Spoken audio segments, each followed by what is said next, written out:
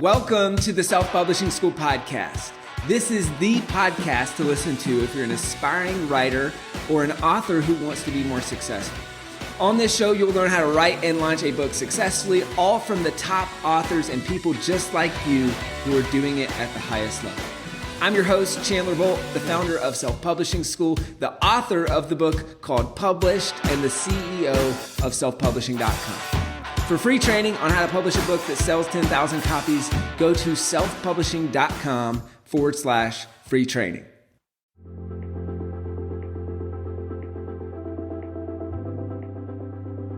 Hey, Chandler Bolt here. Welcome back to the Self-Publishing School podcast. Special episode this week. The fiction takeover continues. The fictioneers have totally taken over the podcast. If you've been listening throughout November, NaNoWriMo month, we've had some awesome episodes. We talked about seven-figure fiction, learning from someone who's done it. We talked about fiction book covers. We talked about fiction editing. And this is the final episode in this series. So this is a bit of a roundtable. We've got authors, successful fiction authors at all different journeys or parts of their journey. We've got the man, head of fiction, Rami Vance, aka Rami Vance. You've probably seen his episodes on the show. If you haven't, those are good ones to go back. We've got episodes in the backlog on the fundamentals of fiction and story. We've got episodes in the backlog on what it takes to become a full-time fiction author and all that stuff. So if you want to check this out, you're welcome to. But Rami has built the fiction program from the ground up, has helped hundreds, thousands of authors. I don't even know how many books be published in the trenches doing thousands of coaching calls. I mean, he sold 80,000 copies of his books just last year. This is the fiction resource. I don't think a lot of people realize that, but the fiction resource, it's the best on the internet. And so you guys are going to get to see the behind the scenes of that here today. So I've already talked too long. I'm going to shut up and get out of the way and maybe ask some dumb questions here or there as the ignorant nonfiction guy on the show. But we've got multiple people on today. Rami is steering the ship. Rami, I'll pass it to you. Yeah, no, thank you.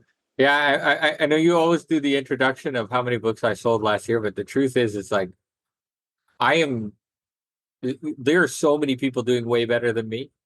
I'm just pleased. No deflecting, Rami. No deflecting. Just take the compliment. No. But in all seriousness, I just wanted to make that point of like, I love the fact that I pay my mortgage off of vampire money. It just doesn't get better than that. So, yeah. Okay, so I'm really excited about this one because, I've been running the fiction program now. I think it's like 6 years now. And that like it was its own thing for about 5 or 6 years now.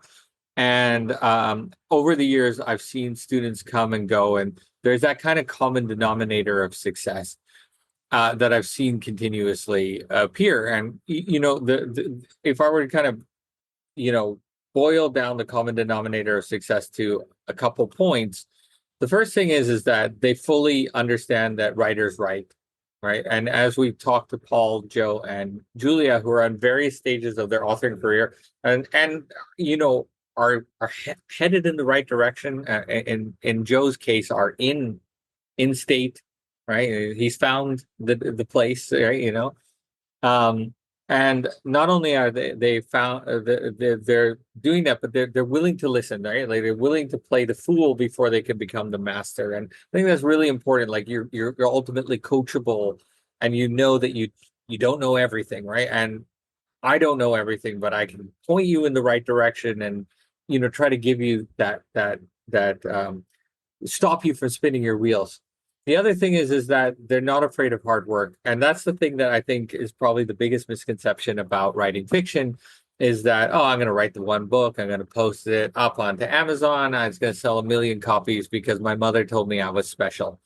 And that rarely works, right? And it's clearly my mother's a liar because that's what she told me. And it didn't work like that, Mom. What the?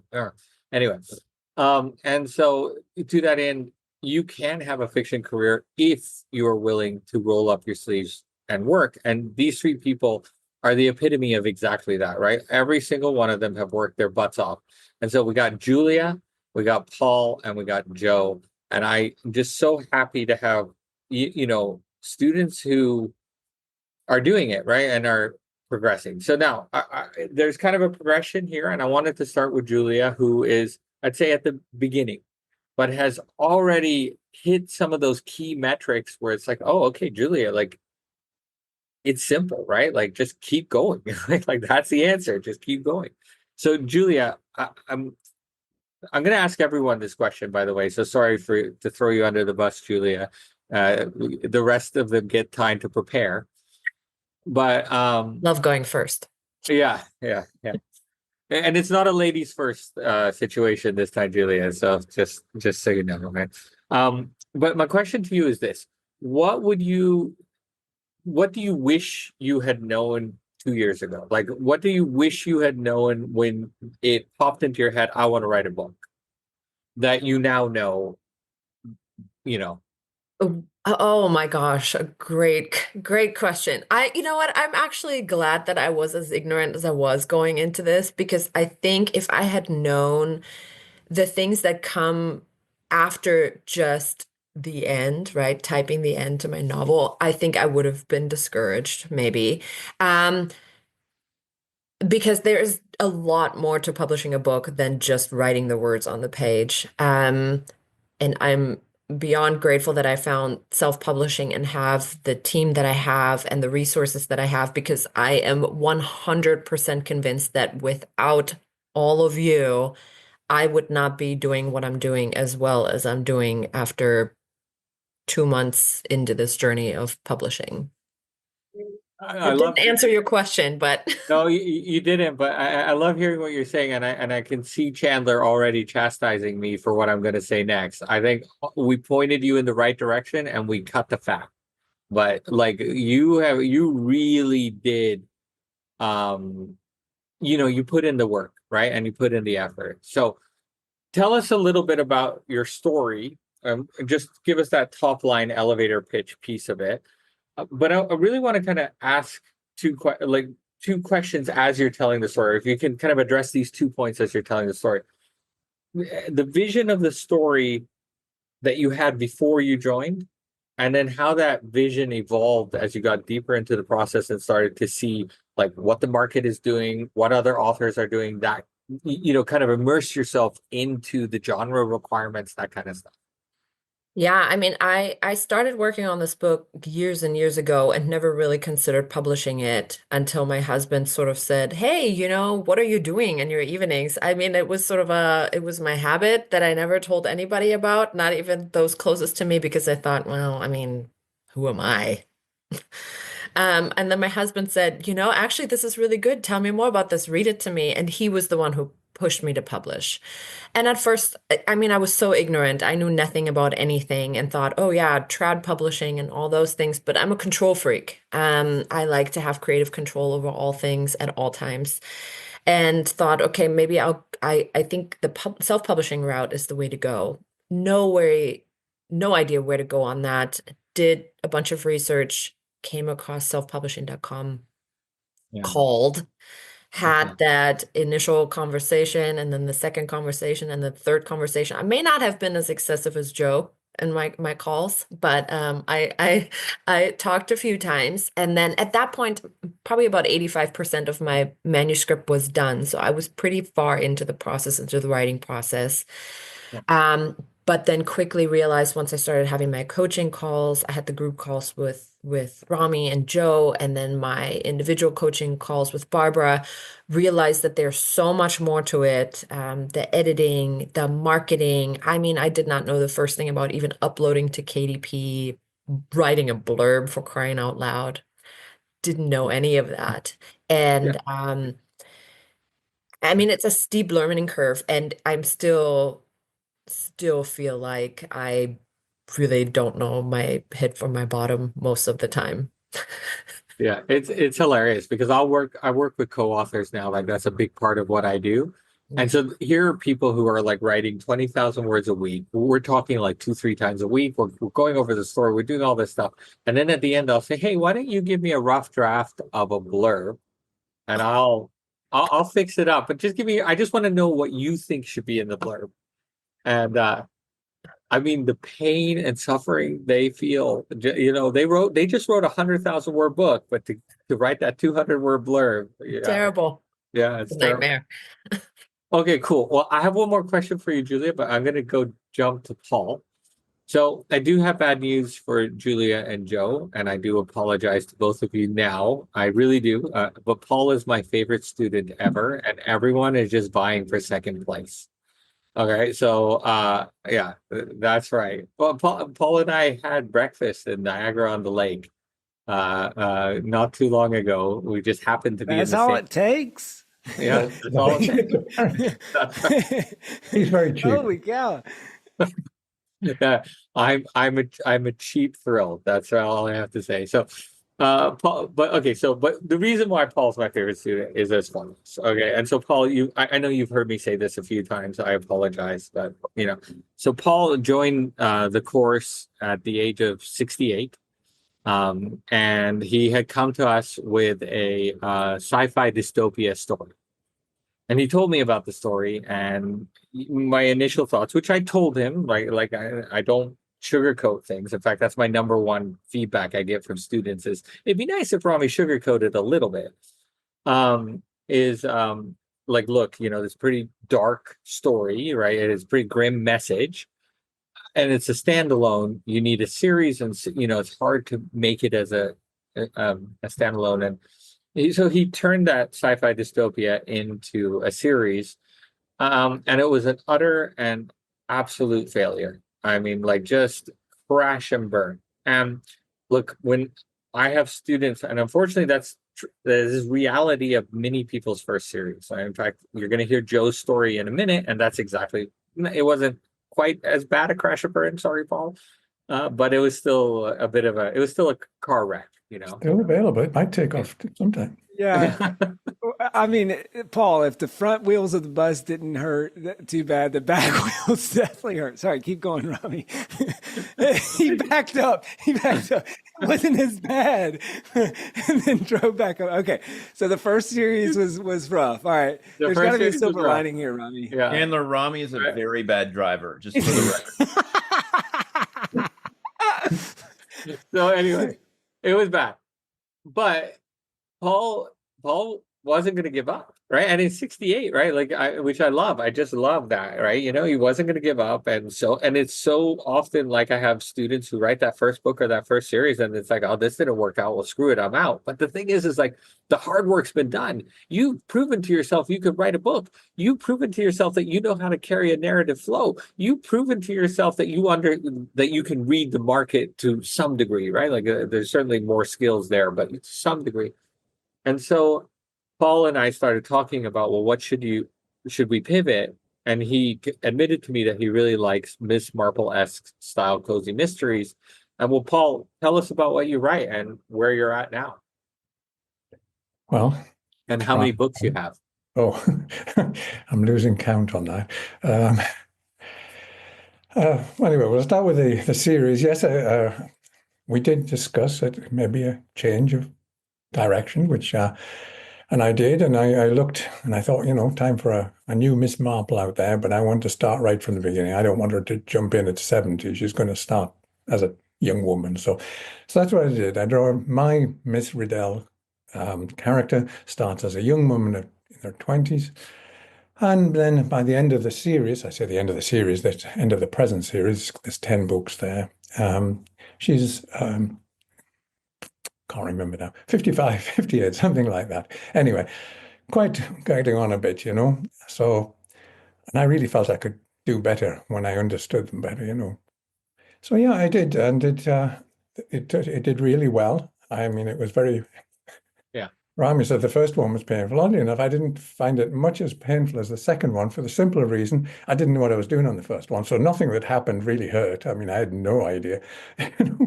But the second one was doing so well that any time that it didn't sell for the day, or, something sales were down, I panicked. It was, this is terrible. So I find in many ways the second series was in some ways more painful, but it was also much more successful. So that was a good sign. And how many have I written? Well, there was the 4 in the original series, which, as I say, is still available. You know, if you want to all rush out and buy it and change the whole dynamic here, that would be good. And then there's 10 in Miss Meridell, so that's that one. And then there's 4, or there will be 4 in another month's time. My new one, which is Inspector Ramsey. And then I have 2 series of books co-authored with Catherine McKell. And there's, well, the last one in one 3-book series just come out, and then there's 3 in the other series with a potential 4th. Right. So So I've you can already do the lost math. count. I didn't There's count. more than 16 books written in what, 3 years, I think it is. Is that right? It's 4 now. I mean, it's Yeah, 4 now. Okay. Yeah. yeah. So, Yeah. and I know what you're going to say. I should write faster. Yeah, that's right. Is exactly right. My 2 I have it criticisms. on a little loop here over on a tape. Yeah. Little bit of Rami saying, write faster. But that's the thing, right? The thing I love about you is that you're consistent, right? And so, you have been writing for 4 years now, and you've written 16 books, I think, is if I counted right, of roughly about 50,000 words each, right? And so when you break down the numbers of that, that's like 900,000 words over 4 years. Like that's not even, I mean, I can't do the math fast enough, but that's not even 500 words a day, right? When you break down the average, right? And so my criticism of you is to write faster, not just for the sake of writing faster, but because if you get 2 series with 2 10-book series, like in the cozy mystery space, especially, and then you box set them, 2 10-book box sets in cozy mysteries, they do sell. There's evidence that marketing strategy works. Okay, so soon. What do you know now that you wish you could have told your 68-year-old self? Well, I'm a bit like Julia on this. I think in some ways it's better not to know, to be frank. You just keep going. But I had already done 2 books. I published a book through Lulu, and I published a book through Smashwords. But that was the problem. I had no idea what I was doing here. And that's why I looked around and why I eventually chose to go with self-publishing, because what I realized with those 2 was that I had no idea what I was doing. It just, yes, I've written a book, and yes, I'd learned to put it, at least I didn't learn to put it on KDP. Lulu did, and Smashwords did. So I hadn't even really learned that. So I realized that this was not quite what I thought. I wanted to write a book. Then I realized I wanted to people read my books. That's what I thought really. Yeah. You see, the ambition keeps creeping up as you go forward. The ambition gets harder. But so yeah, I think, like I say, I knew what I didn't know, which was everything, and I needed to do that. But I think if I had been overwhelmed with it right at the start, I might well have not. I don't know. I think I probably would have continued. I'm a bit stubborn that way, but yeah, I don't know what I wish I'd known, except that, I had to know something more than just how to write a story. Right. Well, now to totally lead you, because why not? So I know that when you switched to the Miss Randell series, you kind of, again, jumped off the deep end a little bit, where you knew what you liked, and it just kind of happened that what you liked was, there was an appetite for it in the market, which is a great place to start. And I think a lot of times when people say write what you know, what they're saying is that, what the part that they omit is, and fingers crossed, what you're going to write, there's going to be an appetite for it. Maybe, because maybe you have a common denominator of taste, right, with a larger market.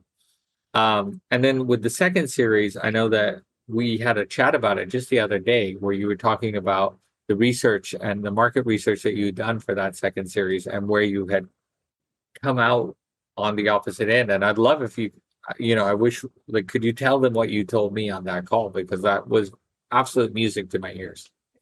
Yeah. It was the other day, and when you get to my age, the memory isn't always perfect. But basically, We'd been doing an exercise in the weekly class, in which you look in the future, you look at the advanced, the sales of books coming up, the advanced searches.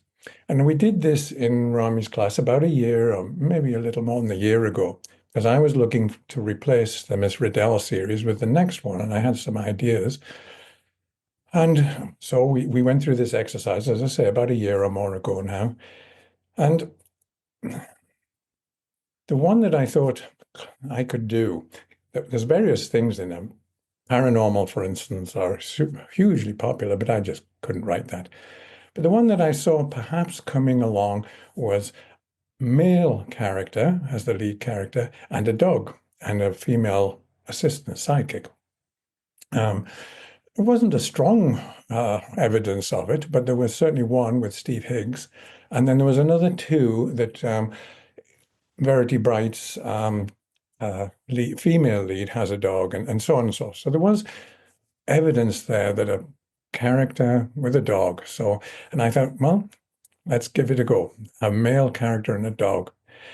And it is turning out very well. But a fellow author told me recently that some of the newsletters he gets from authors, two of them have announced that their new series will be a male lead character with a dog, cozy mystery. So, as I said to Rami, for the first time in my life, I may actually be slightly ahead of the fashion. I may just be a fashion leader at last. I have never been a fashion leader.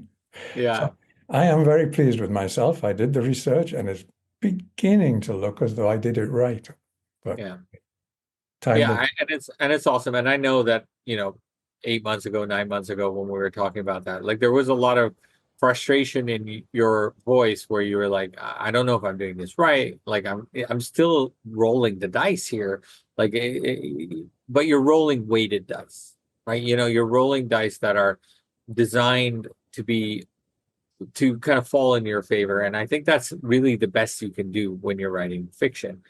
And I'm going to move to Joe now, but I just wanted to end with one tiny thing, which I hope is not a betrayal of confidence, Paul, on our breakfast, of something that you said to me, which was like when because I met Paul and his wife when we were having breakfast, and he was saying, and now I'm kind of thinking like, how does this continue to be an asset for my kids? And how do I make this continue to be an asset? And I mean, I think about that all the time, and my kids are 9 and 4. And in all seriousness, I have a contingency plan that if I get hit by a bus and then someone rolls back over me, Paul puts it in reverse. Like I have author friends who I've already approached and said, like, here are my login details. Here is what I'm working on. Here's this, keep it going for as long as possible. Keep it going. And, and it is an asset. It is something that you can give your family. It's great. Anyway. All right. Casey Morales, AKA JD Ruffin, AKA Joe. I can't even, what's your other name now? It doesn't matter. You never get it right. Yeah, Joe something. Chandler, he's just as bad at names as he is at driving. Yeah, it's very true. I love it. So Joe he's great. So I love Joe because this is my relationship with Joe. So Joe came to the course, and I was coaching him, and he's ex Morgan Stanley, and he loves spreadsheets and numbers, and it was great because I could talk to him about numbers and conversion rates and stuff like that, and totally got it. And so here's a very analytical mind who had written a 4-book fantasy series that was not doing very well. It was a great effort. How many books were out actually? But when this story was only 1 or 2 books were out. I had only put the first one out. Only the first one out, but it wasn't doing great. Okay. So I blame you for the other 3. Yeah. It wasn't doing great. And so I had said, as I say to everyone, like, look, the best chance you got is write a series. And, I talk about that in the podcast with Chandler, if you want to take a look at that. But, writing a series is really important, especially for beginner writers for a myriad of reasons. But anyway, so Joe is working on this fantasy series. It's not really working for him. And then he writes accidentally, based on a dare, sorry to ruin your story for you, a male romance called My First Date, or My Accidental First Date, or something Yeah. like that. And that thing just exploded, right? Like, I mean, he was just selling, and it was doing incredibly well. And he gets on a coaching call and he tells me all about how this book is selling incredibly well, and oh my God, and yeah, And so anyway, for book 2 of the fantasy series, I was thinking about, and I was just like, what the hell are you talking about, Joe? You can't write you finished that romance series. What's wrong with you? You know the numbers. I thought you were an analytical mind, but here you are, like, emotionally wanting to write book 2. Give me a break, So anyway, Joe, tell us about what you're writing with that introduction. Wow. How do I follow Rami? So I had never even read romance. Like, the idea of romance is gross to me. Like, why would I don't want to read it. I don't want to write it. I don't want to do any of that. And so when Rami said that I wrote it on a dare, it's the truth. I mean, a group of friends who probably shouldn't be friends were drunk around my kitchen table and we were exchanging stories. And I was a naive idiot when I had my first date at 20, whatever I was. And one of them looked across the table and, beer bottle in hand, you need to write that story. And I said, no, it's romance. I would never do that. And he said, no, I dare you. Okay. He invoked the guy code. Now I have to do it. So I wrote an 18,000 word novella, broke all the rules, made my own cover, did not have it edited. Like, I did everything wrong, and I slapped it up on Amazon, and it went to #1 on 3 different charts in Australia and stayed there for 8 months. And I don't know why. I still don't know why. I don't understand it. But I had already, Rami, you might not remember this, I'd actually already finished that 4-book fantasy series along with a prequel, so it was 5 books. And I had stubbornly written book 1 of the next fantasy series that failed even worse than the first. Yeah. And that's when, like you said, you don't have permission to write any more fantasy. So glad you had that power. And I started writing the romance stuff. Like, it made me cringe. And now I'm 28 books later. I'll have 30 books out by the end of the month, by the end of December. And I'm paying the bills. And I left Morgan Stanley after 20 years. Wonderful career, great company, no hard feelings, never going back. I have my freedom. Anyone from Morgan Stanley, that's not what he said on our one. Just letting you know. All right. Yeah. I'm way past my non-disclosure agreement. I can say anything I want now. Sorry. Okay. And you just recently, was it recently? I can't remember now. You told me, but it wasn't too long ago that you hit 6 figures. Yeah. So my goal, I mean, because of my former life, I'm very goal oriented. I have to have my business plan at the end of the year for the next year. And so a year ago, my goal for 2024, whatever year this is, was to hit the run rate for $100,000 in 1 month in 2024. And I didn't care if I did it in February or November. It didn't matter. I wanted to hit it one time. And then my goal for 2025 was to hit the run rate of my Morgan Stanley total income one time. Not to hit it the whole year, but just 1 month. So I hit the 100,000 run rate in February this year, and I have not dipped below it the entire year. In fact, I've gotten north of 150 most of the year. And I'm on my way, trajectory-wise, to replacing my Morgan Stanley income completely next year, not hitting it once. But that's incredible. Coming pretty close. They pay well and, at Morgan Stanley, I've heard. Yeah, and I was not doing badly at Morgan. Morgan's a great, like, they really wrap their arms around their people and take care of you. So again, yeah, so like all of this kind of surprised me and came out of the blue. Yeah. So yeah, and the thing is like, so there are 2 things I want to address here. So the first thing is, it didn't surprise me.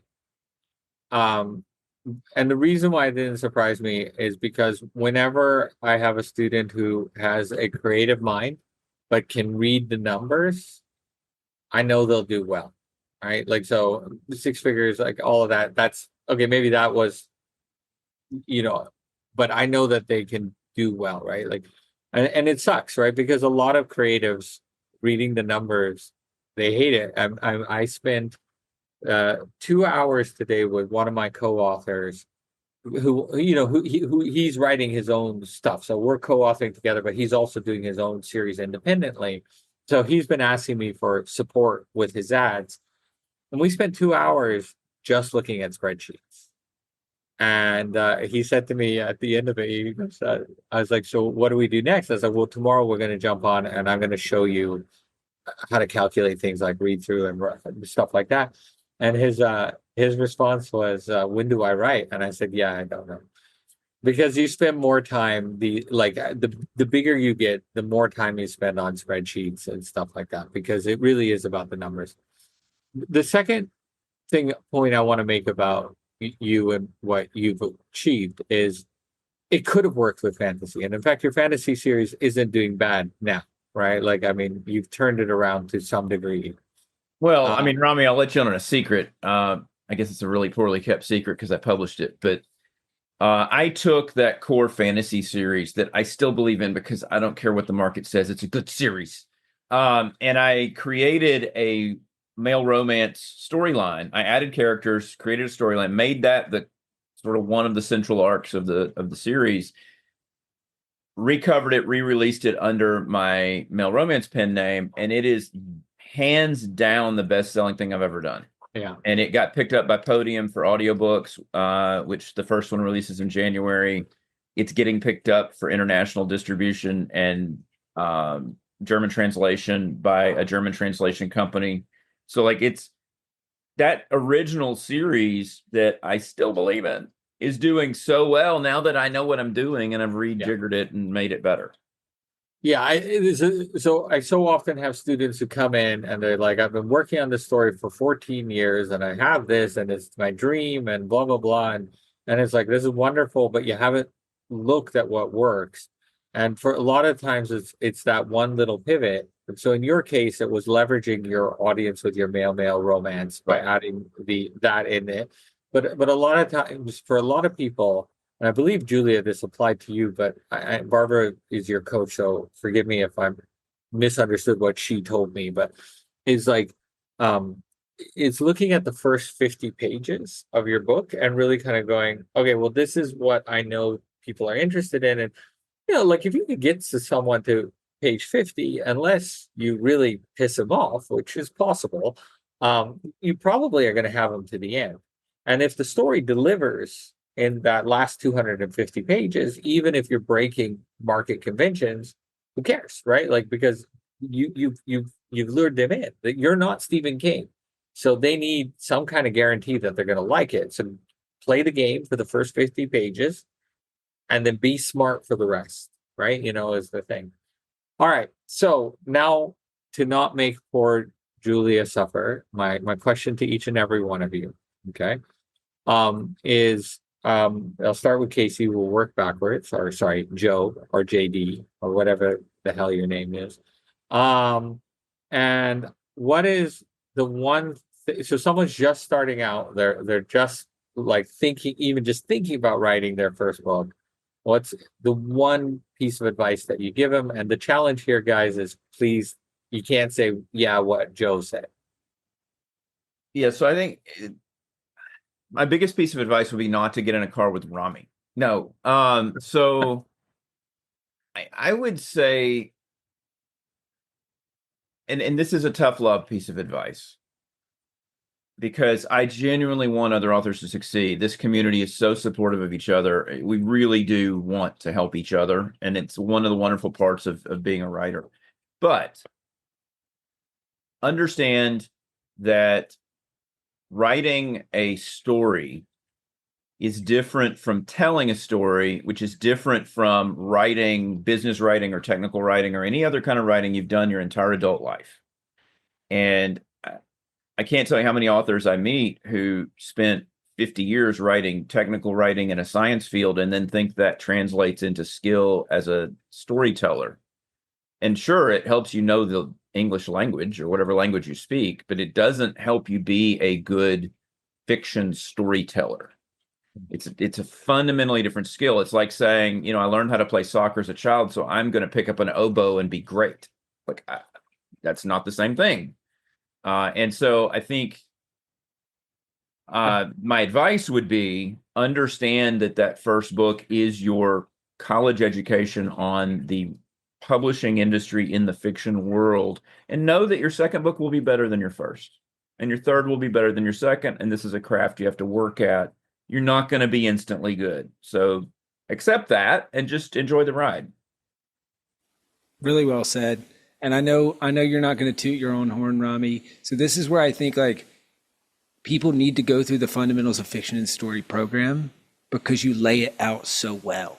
It's some of the best. It's one of the things that I'm most proud of in our whole company is the quality of the content and program that you've created. And just even when we do our webinars and you go through the 5-part story structure and then go through all the different examples. I mean, you just look at the comments and people are picking their jaw up on the floor, off of the floor, because it's just revolutionary for people even who have went multiple years getting journalism degrees and writing degrees and whatever else, because to your point, it's just a different skill.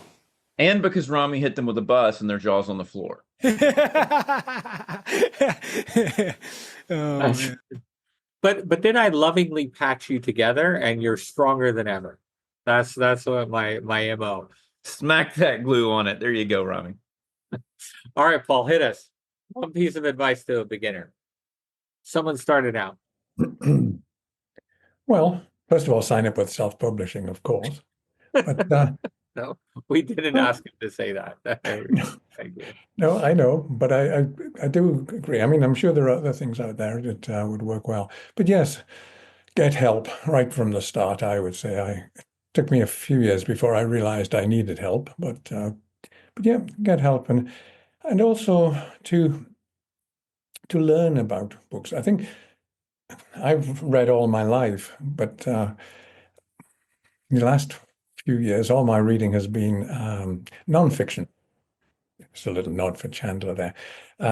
But, you have to read fiction if you're going to write fiction, basically. You must read. And then also when you're reading, find out what you like, because if you like it, you'll work at it and keep at it. Whereas if you don't, you will just let it slide. So, yeah, I think basically that's it. Read a lot and know that you need help if you're going to do this, and go and get it. Yeah. It's really brilliant. Sorry, just a really quick point. So I've been taking Taekwondo now for a few months, and I've never done a martial art in my life, and I'm not doing it for any other reason than just some physical fitness. But and the guy that I saw in the parking lot, no, I'm just kidding. But I was watching a movie, and in the movie, it was a boxing movie, and it gave me an entirely different perspective on the choreographed fight scene, because of that experience of being in a class where they're teaching you about distance and footwork and pacing and looking for opportunities and stuff like that. And I realized that that's the difference between reading a book for pleasure, which is all the boxing movies I've watched in my life, where I never once have a modicum of understanding, and and it does add that whole different perspective. So anyway, so last and certainly not least, my new favorite, sorry Paul, because my love is easily bought. Julia, hit us. What is that piece of advice that you would give the beginner? What Joe and Paul said. No. No, I think, especially for someone like me, I'm very type A personality, and I think be prepared to put in the work. If you think that writing and publishing a book is going to be a little hobby, then it will pay out as it just being a little hobby. But if you want to really make it a career, if you want to be Joe, which is still my goal. It was actually, I heard about Joe during one of my initial calls and was told there is this guy who's doing really well and he left his big paying career. That's me. I have a soul sucking job. I don't want that anymore. But put in the work, and not just, I mean, it's an investment. So it's a financial investment, and it's a time and energy investment. I mean, for me, it's a whole other full-time job. It eats up my evenings and my weekends, and I love it. But it's definitely because I want this to replace my current career. I'm treating it as a career.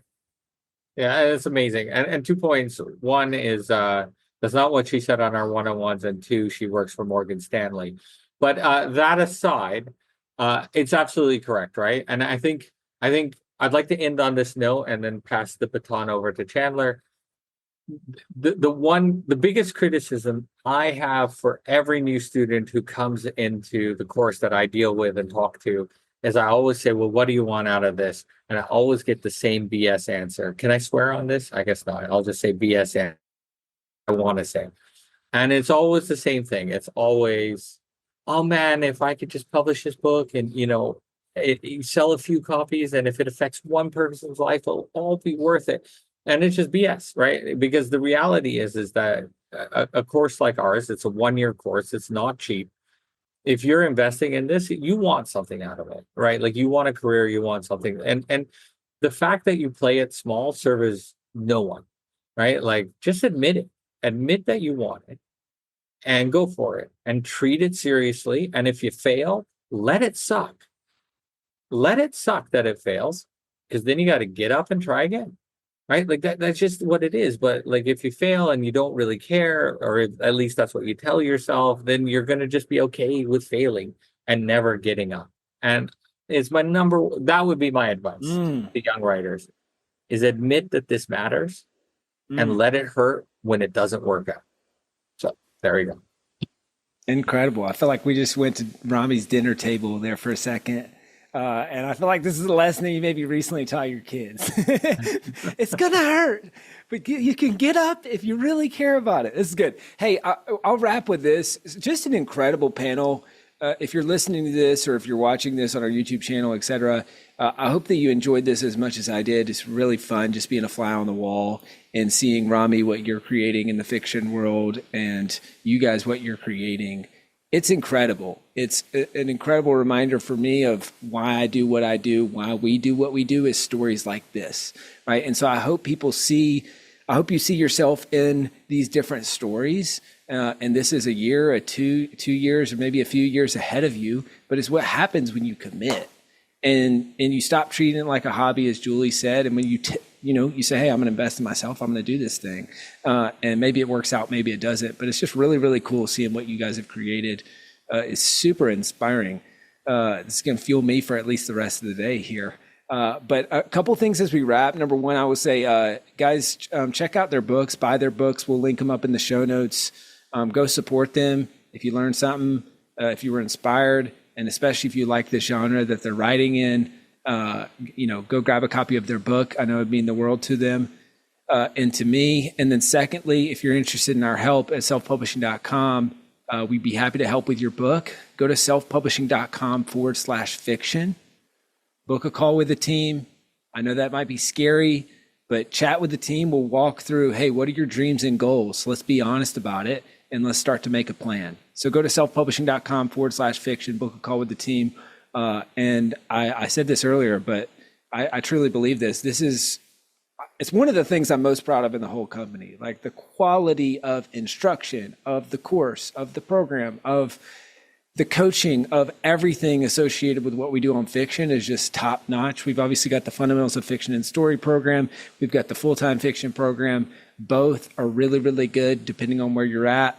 And Rami and the team have just done an incredible job. So if you're serious about this, get in touch with us. Let's work together and hopefully make some more success stories moving forward. So thank you guys so much for being here today. This was a blast. We'll talk to you soon.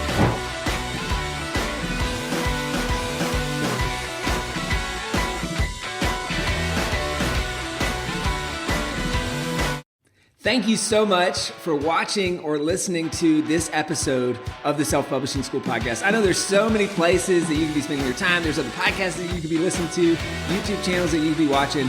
So thank you so much. It means the world.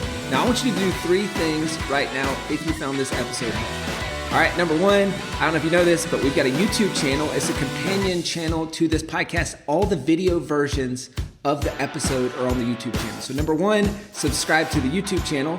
Number two, if you're listening to this podcast wherever, whether this is Spotify, Apple Podcasts, number two, I want you to subscribe to this podcast right now so you don't miss a future episode.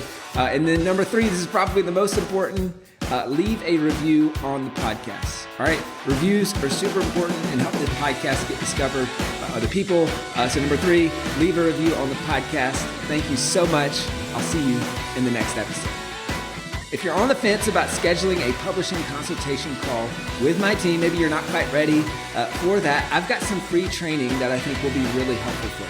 All right, all you have to do is go to register to sign up. Go to selfpublishing.com/free training. When you do, you're also going to get a free digital copy of my new book, Published. And on that training, you're going to learn the next steps, so how to implement with your book. So how to write, how to publish, how to launch successfully. So go to register right now at selfpublishing.com/free training. I'll see you there.